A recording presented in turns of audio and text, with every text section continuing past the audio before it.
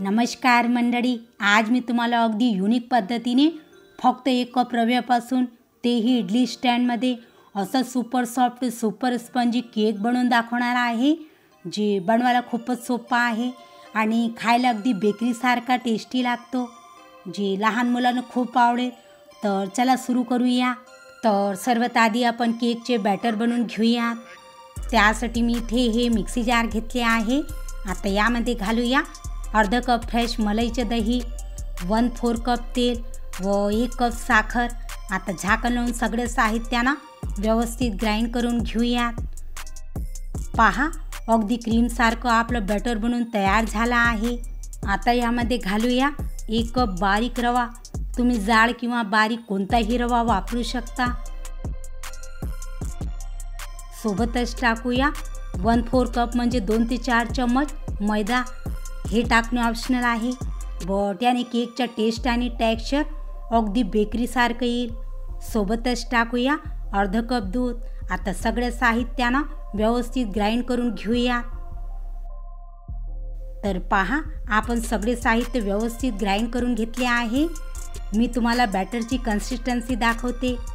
Batter याप्रमाणे असायला पाहिजे, खूप जास्त घट्ट किंवा खूप पातळही असायला नको। तर पूर्ण बॅटरला एका बाउलमध्ये काढून घेऊया। तर बघितलं ना तुम्ही की आपण जास्त मेहनत न घेता किती लवकर अगदी फ्लफी बॅटर बनवून तयार करून घेतले आहे। आता याला झाकून 10 मिनिटं रेस्ट होऊ द्यायचं, ज्यामुळे रवा छान फुलून येईल। तर चला तोपर्यंत आपण केकला बेक करण्याची तयारी करून घेऊया। तर आज आपण अगदी युनिक स्टाईलने तेही इडली स्टँडमध्ये super soft super spongy cake बनवणार आहोत। तर इडली पात्राला तेल आणि ग्रीस करून घेऊयात। तुम्ही कोणतंही इडली पात्र वापरू शकता, तुमच्याकडे जे अवेलेबल असेल। तर तेलाने व्यवस्थित ग्रीस करून घेऊयात, ज्यामुळे केक इडली पात्राला चिटकणार नाही। आता केकला स्टीम करण्यासाठी मी इथे गॅसवर गरम करायला एक कढई ठेवली आहे। तर यामध्ये 2 वाटी मीठ टाकून पसरून घेऊयात, ज्यामुळे हीट निर्माण होईल आणि ते ओव्हनचं काम करेल आणि केक लवकर स्टीम होईल।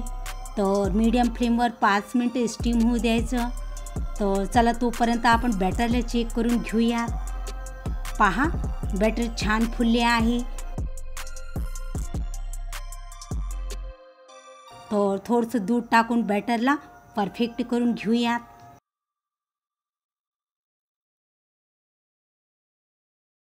आता केकला टेस्टी बनवण्यासाठी आपण यामध्ये घालूया थोडीशी तुटी फुटी व 1 चमच व्हॅनिला एसेन्स। जर तुमच्याकडे व्हॅनिला एसेन्स नसेल तर तुम्ही 1 चमच वेलची पावडरसुद्धा टाकू शकता, किंवा तुटी फुटीऐवजी थोडेसे कट केलेले ड्रायफ्रूटसुद्धा टाकू शकता। तर व्यवस्थित मिक्स करून घेऊया। आता यामध्ये घालूया 1 चमच बेकिंग पावडर, अर्धा चमच बेकिंग सोडा व चिमूटभर मीठ, ज्यामुळे केक छान सॉफ्ट आणि स्पंजी बनेल। जर तुमच्याकडे बेकिंग पावडर नसेल तर 1 मोठा चमच बेकिंग सोडा किंवा 1 चमच इनोसुद्धा टाकू शकता, ज्यामुळे केक अगदी कापसासारखं मऊ मऊ लुसलुसीत बनेल। तर एका डायरेक्शनमध्ये छान व्यवस्थित मिक्स करून घेऊयात। आता वेळ न घालवता पटकन बॅटरला इडली मोल्डमध्ये भरून घेऊया। तर वरपर्यंत भरायचं नाही, अर्धच भरायचं आहे, कारण की केक फुलणार ना। तर याप्रमाणे आपण बॅटरला इडली पात्रात भरून घेऊयात। आता यावर थोडेसे कट केलेले ड्रायफ्रूट टाकूया, ज्यामुळे केकची लुकिंग खूप छान येईल आणि खायला खूपच स्वादिष्ट लागेल।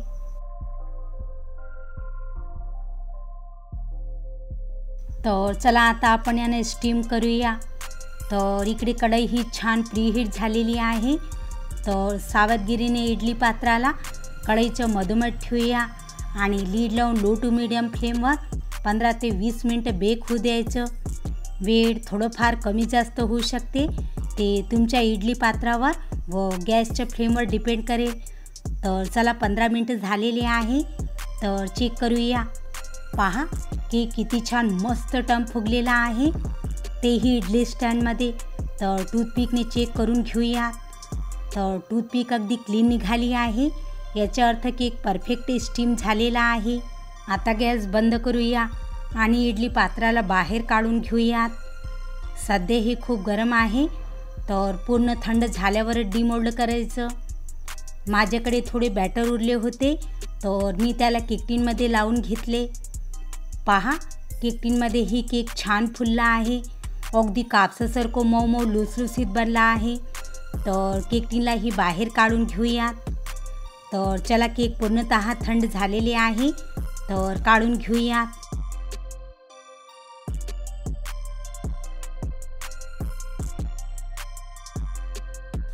पहा याचे टेक्स्चर, याची लुकिंग किती छान मस्त आलेली आहे, अगदी मऊ मऊ लुसलुसीत बनला आहे। मी तुम्हाला केक टिनमधला ही डिमोल्ड करून दाखवते। पहा किती छान आपला केक बेक झाला आहे व जाडी पण मस्त छान आलेली आहे। तर चला कट करूया। पहा याचे टेक्स्चर किती छान मस्त दाणेदार आलेला आहे, एक एक दाणे अलग अलग दिसत आहे ना।